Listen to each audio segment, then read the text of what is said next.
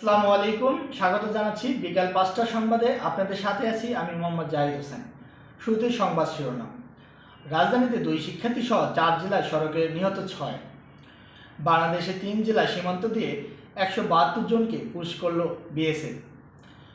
লুটপাটের বন্দোবস্ত ধরে ফেলল মন্ত্রণালয়।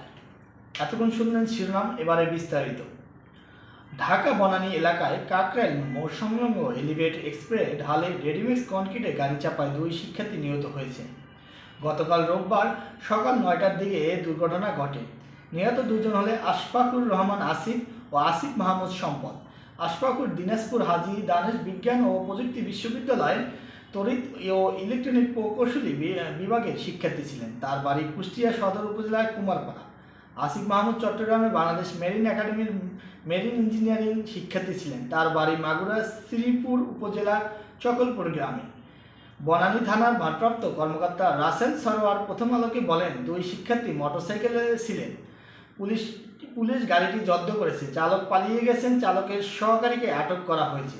রাজধানী এই ঘটনায় ছাড়াও গত রবিবার দিবাগত রাত থেকে সাতক্ষীরা, নেত্রকোনা ও কক্সবাজার সড়ক দুর্ঘটনায় আরও ৫ জন নিহত হয়েছেন। আপনি পুশ করছেন? ওকে।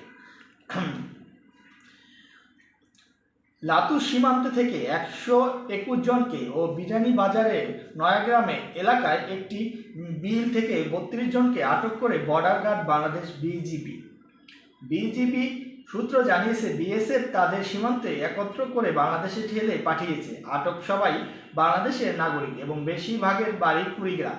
তাদের পরিবারের কাছে হস্তান্তরের জন্য স্থানীয় প্রশাসন ও পুলিশের কাছে সোপর্দ করা হবে। বিষয়টি নিশ্চিত করে ৫২ বিজিবির অধিনায়ক লেফটেন্যান্ট কর্নেল মেহেদী হাসান প্রথম আলোকে বলেন, প্রাথমিক জিজ্ঞাসাবাদের পর আটক ব্যক্তিদের পরিবারের সঙ্গে কথা বলে পরিচয় নিশ্চিত হওয়া গেছে। তাদের স্থানীয় প্রশাসন ও পুলিশের কাছে হস্তান্তর করা হবে।